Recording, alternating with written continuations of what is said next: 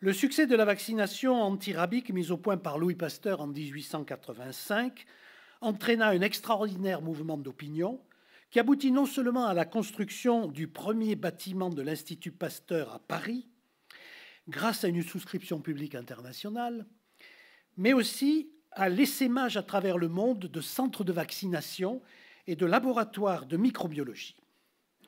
Après des débuts modestes, certains de ces laboratoires furent appelés à de brillantes réussites. Ce sont les Instituts Pasteur d'Outre-mer, une structure unique au monde, disséminant jusqu'à 30 Instituts Pasteur dans l'Empire colonial en premier lieu, mais aussi dans des pays de tout temps indépendants. Car l'idéal pastorien se voulait universel. La science n'a pas de patrie, avait coutume de dire Louis Pasteur.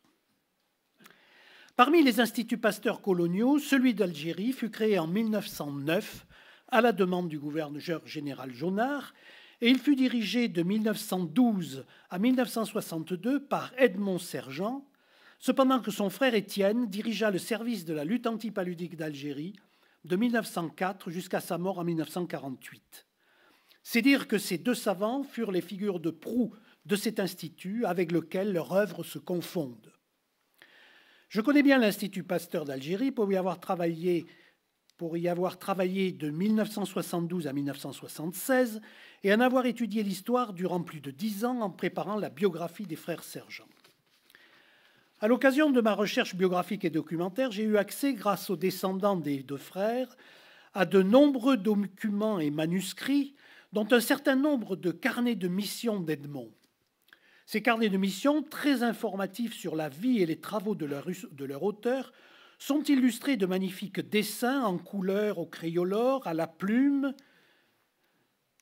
Ils représentent les divers milieux naturels d'Algérie, les plaines littorales fertiles, la Kabylie montagneuse, les hauts plateaux céréaliers, les oasis présahariennes, les côtes et les montagnes.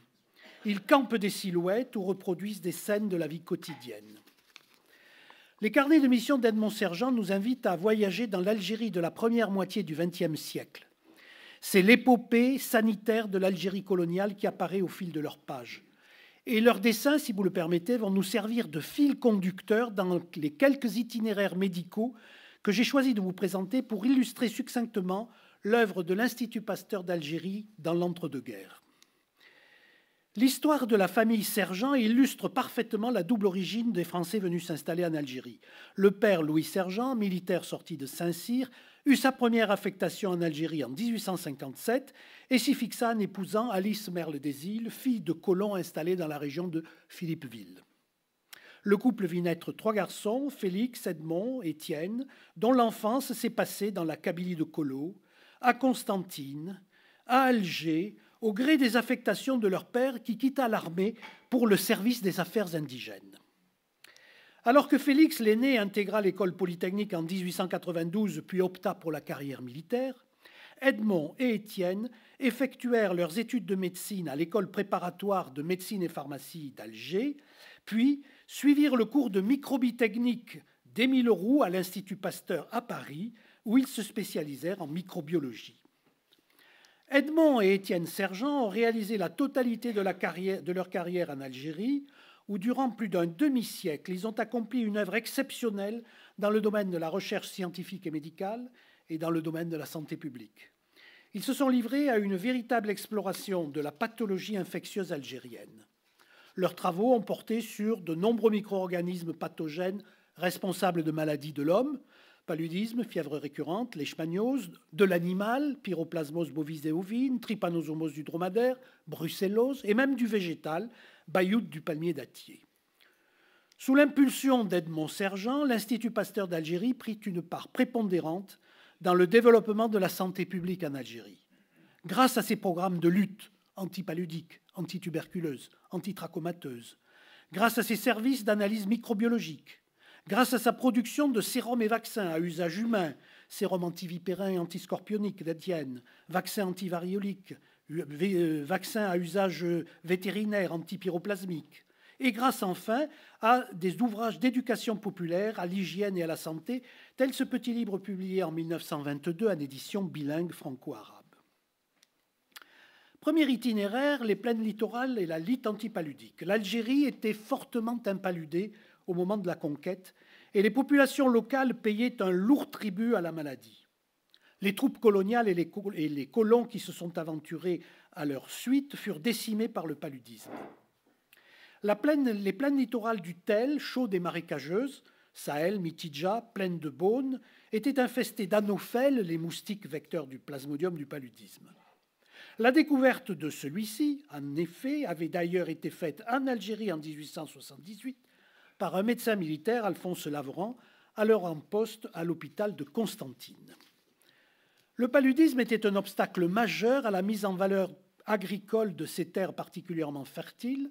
C'est pourquoi la lutte antipaludique apparut rapidement comme une priorité sanitaire du pays. Les premières campagnes antipaludiques furent réalisées par les frères Sergent à partir de l'été 1902 dans les gares de la Compagnie des chemins de fer de l'Est algérien. Leur succès conduisit à la création en 1904 du service de lutte antipaludique d'Algérie que dirigea Étienne durant pratiquement toute sa vie. Dès lors, les campagnes antipaludiques s'étendirent progressivement à de nombreuses localités et populations, en particulier de la Mitidja, puis de l'ensemble du territoire. En 1926, par exemple, elle concernait 32 000 personnes et 56 localités. Des stations expérimentales furent choisies dans chacun des 3 départements de manière à évaluer l'efficacité des mesures prophylactiques préconisées suivant les différents milieux et environnements. Les mesures de lutte antipaludique visaient à la prévention des cas humains et à l'élimination du moustique vecteur du paludisme. Mais à une époque où n'existait ni insecticide ni antipaludéen de synthèse, les moyens étaient limités. L'élimination du réservoir humain était basée sur la prise quotidienne de quinine à petite dose, qui avait le double avantage de traiter les patients porteurs du parasite et d'avoir un effet préventif sur les personnes non infectées. Durant toute la saison de transmission, soit 7 mois par an, la distribution quotidienne était faite par un personnel spécifique, les agents quininisateurs, qui parcouraient le pays pour distribuer les pilules à l'ensemble de la population. Les dragées roses de quina et les plaques de chocolatine à la quinine pour les enfants étaient très bien acceptées des populations locales qui en reconnaissaient les bienfaits. La lutte contre les anophèles consistait à supprimer toutes les collections d'eau stagnante, inutiles et dangereuses, car constituant des gîtes potentiels pour le développement des larves de moustiques. Pour ce faire, on utilisait des mesures d'assainissement hydraulique, comme le faucardage et l'entretien régulier des canaux d'irrigation, la régularisation des cours d'eau pour éviter les collections résiduelles en saison sèche, le drainage des marécages. À ces mesures s'ajoutaient les plantations d'eucalyptus, des arbres originaires d'Australie, introduits en Algérie vers 1860, où ils s'adaptèrent aux différents domaines du climat méditerranéen. Leur grande puissance d'absorption les fit utiliser pour obtenir l'assèchement des bas-fonds non drainables. Toutes ces mesures d'assainissement environnemental furent éprouvées dans la station expérimentale de lutte antipaludique que les frères Sergent développèrent entre 1927 et 1947 dans une région inhabitée de la Mitidja, le marais des Ouled-Mondil, véritable vitrine de la lutte antipaludique et de son importance dans la mise en valeur des terres agricoles. La conjonction de toutes ces mesures de contrôle conduisit à une diminution progressive du taux d'infection de la population d'Algérie et à une réduction de l'aire géographique du paludisme. Le recul global de la fréquence de la maladie s'accompagna d'une baisse de sa gravité et de la disparition complète à partir de 1928 de la fièvre bilieuse hémoglobinurique, une complication du paludisme grave à Plasmodium falciparum. À la recommandation de Bugeaud pour réussir la colonisation, Ensa et Tarartro, par l'épée et la charrue, Étienne ajoutait en plaisantant « et quina ». L'efficacité de la lutte antipaludique en Algérie valut aux frères Sergent une renommée nationale et internationale.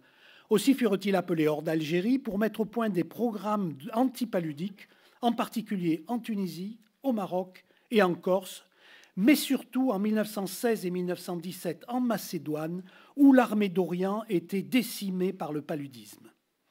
Ils y développèrent une campagne antipaludique basée sur la prise quotidienne obligatoire de quinine, qui libéra les troupes françaises du paludisme et permit leur offensive victorieuse de 1918. À partir de 1938, Edmond Sergent, d'ailleurs, devint le président de la commission du paludisme du comité d'hygiène de la Société des Nations.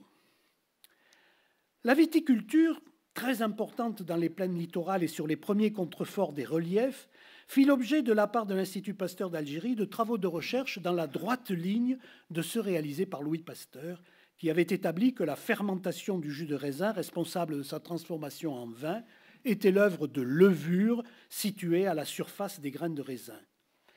Mais l'origine de ces levures ne fut connue qu'à partir de 1920, grâce aux expériences d'Edmond Sergent et de sa collaboratrice Henriette Rougebief dans les vignes de la Mitidja.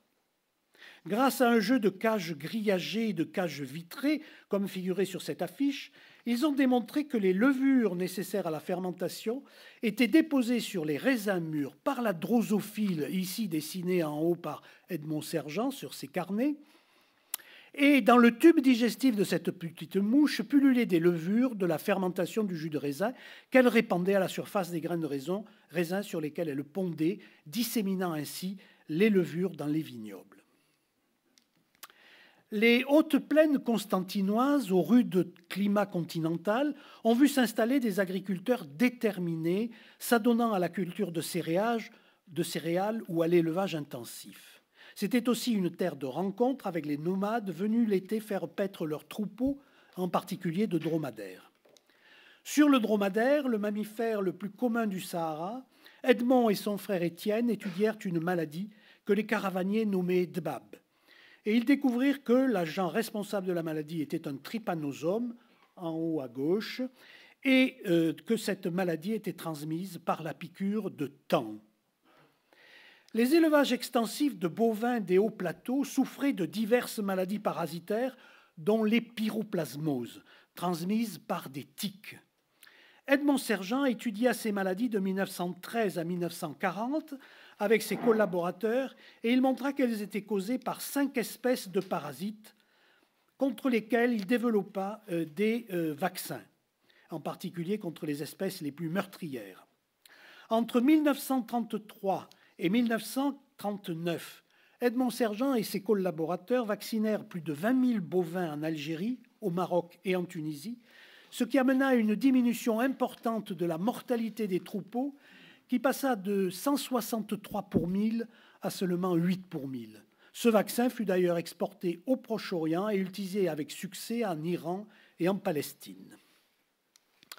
Le Sud algérien exerça une véritable fascination sur Edmond Sergent qui s'y rendait régulièrement. Mais derrière leur pittoresque couleur locale, les oasis recelaient une grande misère et l'atteinte de leur population par maintes maladies infectieuses, à l'étude desquelles Edmond Sergent et l'Institut Pasteur d'Algérie s'attachèrent pendant de nombreuses années. Lors d'une épidémie de fièvre récurrente mondiale survenue en 1907 dans l'oasis de Beni Ounif de Figuig, Edmond Sergent et Henri Follet démontrèrent le lien existant entre le pouls du corps et la transmission de la maladie. Des poux récoltés sur des patients atteints de la maladie furent inoculés après broyage à un singe, entraînant l'apparition de la fièvre récurrente avec présence du spirochète responsable dans le sang. La preuve expérimentale de la transmission par le pouls fut apportée par les mêmes auteurs dans le laboratoire saharien de Beni Ounif grâce à une expérience d'infection de volontaires à partir de poux récoltés chez un patient atteint de fièvre récurrente. C'était la première démonstration du rôle du pouls dans la transmission d'une maladie et elle se produisait un an avant que Charles Nicolle ne découvre à l'Institut Pasteur de Tunis la transmission du typhus exanthématique mondial par ce même pouls. Et puisque je vous parle de typhus exanthématique mondial, je signale qu'à partir des hauts plateaux, zone d'endémie du typhus, l'Afrique du Nord a connu durant la Seconde Guerre mondiale une diffusion épidémique majeure à tout son territoire dans les 3 pays. Et les instituts Pasteur d'Afrique du Nord et celui d'Algérie en particulier jouèrent un rôle prépondérant dans la lutte contre cette affection grâce à la fabrication intensive de vaccins et au suivi des campagnes de vaccination. J'ajoute que l'efficacité du DDT qui venait d'être mise au point dans l'épouillage des patients fut testée à l'Institut Pasteur d'Algérie dès 1943 à la demande de la Fondation Rockefeller. Le trachome sévissait à El Kantara comme dans tous les villages sahariens. C'est là que l'Institut Pasteur d'Algérie lança un programme de lutte contre cette maladie qui atteignait jusqu'à 80% de la population des oasis. Ce programme, conçu dès 1921 par Louis Parrot, sous-directeur de l'Institut Pasteur d'Algérie, était basé sur la construction de dispensaires anti-ophtalmiques ou maisons des yeux, où des consultations médicales régulières assuraient le dépistage, le suivi du traitement et le suivi du traitement des cas. Celui d'El Kantara, construit en 1925, servit de modèle aux 150 autres dispensaires bâtis dans les oasis sahariennes entre 1925 et 1960.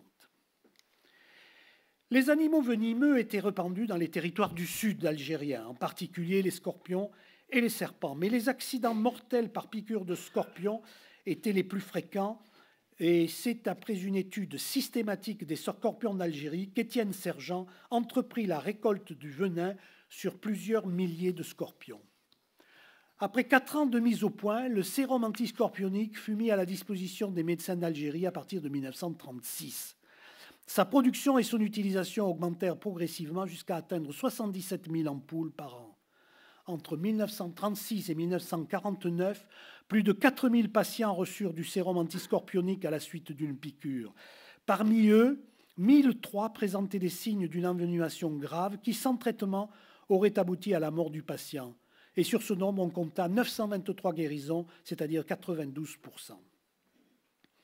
Dans les années 1920, Edmond et Étienne Sergent se rendirent fréquemment dans l'oasis de Biskra, foyer endémique de leishmaniose cutanée. Et c'est à eux que revient le mérite d'avoir apporté en 1921 la première démonstration expérimentale de la transmission de la leishmaniose cutanée par un petit moucheron piqueur, le phlébotum. Des lots de phlébotum récoltés à Biskra furent inoculés par écrasement sur la peau des avant-bras de 4 volontaires. L'un d'eux vit apparaître 2 mois plus tard une lésion typique de leishmaniose cutanée à l'endroit où 7 phlébotomes avaient été écrasés, apportant la preuve que le phlébotum était bien porteur du parasite de la maladie. J'ai essayé à travers ces quelques exemples de brosser un rapide tableau de l'œuvre de l'Institut Pasteur d'Algérie dans le domaine de la santé publique et du développement.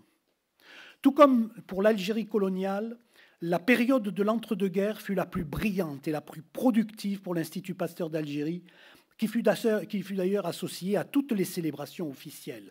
Centenaire de la conquête de l'Algérie en 1930, Exposition coloniale de 1931, ou encore Exposition internationale de Paris en 1937, pour laquelle les frères Sergent réalisèrent ces magnifiques affiches dont je vous ai déjà présenté quelques exemples, et qui étaient destinées à faire connaître au grand public les travaux de l'Institut Pasteur d'Algérie.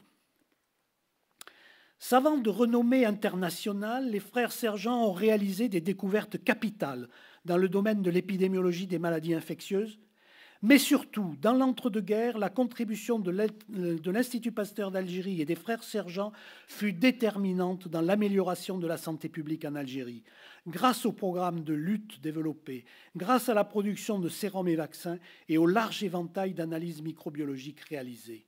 Je me suis un peu étendu sur la lutte antipaludique et la lutte contre le trachome. Je voudrais dire un mot à présent du vaccin antituberculeux.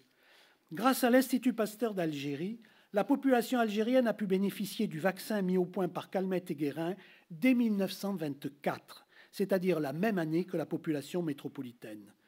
L'Institut Pasteur d'Algérie a commencé la production de BCG 4 mois après qu'elle ait débuté à la Maison Mère à Paris. Et jusqu'en 1961, l'Institut Pasteur d'Algérie a préparé 3 600 000 doses de vaccins. D'ailleurs, durant la Seconde Guerre mondiale, c'est l'Institut Pasteur d'Algérie qui fournit le BCG à toute la France encore non occupée. En Algérie, les campagnes de vaccination contre la tuberculose se poursuivirent jusqu'à ce que les troubles empêchent les vaccinateurs de se déplacer en toute sécurité en 1956. L'Institut Pasteur d'Algérie fut un centre très efficace de production de sérums et vaccins. J'ai déjà parlé du sérum antiscorpionique, je viens d'évoquer le BCG. Je dirais seulement que le sérum antivipérin fabriqué par l'Institut Pasteur d'Algérie était inclus dans les trousses médicales de l'armée anglaise lors du débarquement de Sicile et d'Italie du Sud à la fin de la Seconde Guerre mondiale. Et je voudrais aussi ajouter 2 chiffres évocateurs. Entre 1910 et 1962, l'Institut Pasteur d'Algérie a vacciné contre la rage 99 000 personnes mordues par des chiens suspects. et a produit 70 millions de doses de vaccins antivarioliques. Enfin, l'Institut Pasteur d'Algérie et les frères Sergent ont apporté une contribution déterminante au développement de l'Algérie grâce aux effets bénéfiques de la lutte antipaludique dans la mise en œuvre des terres fertiles, mais insalubres du fait du paludisme, ou encore au développement de l'élevage bovin assuré par la protection apportée par la vaccination massive contre les pyroplasmoses bovines. Lorsqu'en 1962, à 86 ans, Edmond Sergent reçut la médaille Manson de la Royal Society of Tropical Medicine and Hygiene de Londres, Sir George MacRobert loua l'œuvre de l'Institut Pasteur d'Algérie et des frères Sergent en des termes particulièrement élogieux que nous n'oserions pas prononcer, nous Français, champions de l'autoflagellation et du dénigrement permanent. Je veux profiter de l'occasion pour rendre hommage à la France qui a joué un rôle si important dans le progrès de la médecine tropicale. Dans les pays chauds en général et en Afrique en particulier, l'Institut Pasteur d'Algérie a brillé comme un phare au-dessus des ténèbres de l'Afrique. Je dirais pour conclure que les frères Sergent furent les brillants maîtres d'œuvre de l'épopée sanitaire de l'Algérie coloniale. L'œuvre qu'ils ont poursuivie durant toute leur carrière a bénéficié à l'ensemble de la population algérienne. Elle rehausse d'une marque positive la domination française qui ne fut pas sans injustice ni exaction. Je vous remercie pour votre attention. Je remercie également les descendants des frères Sergent qui m'ont aidé dans ma recherche bibliographique et documentaire, en particulier Hélène de la Tribonnière, la petite fille d'Hermond Sergent, qui me fait l'amitié d'être là aujourd'hui, ainsi que les diverses personnes des Instituts Pasteur d'Afrique du Nord, d'Algérie et de Paris. Et je renvoie ceux d'entre vous qui voudraient en savoir plus aux 2 ouvrages que j'ai publiés sur les frères Sergent et dont j'ai apporté quelques exemplaires avec moi au cas où certaines personnes seraient intéressées. Je vous remercie pour votre attention.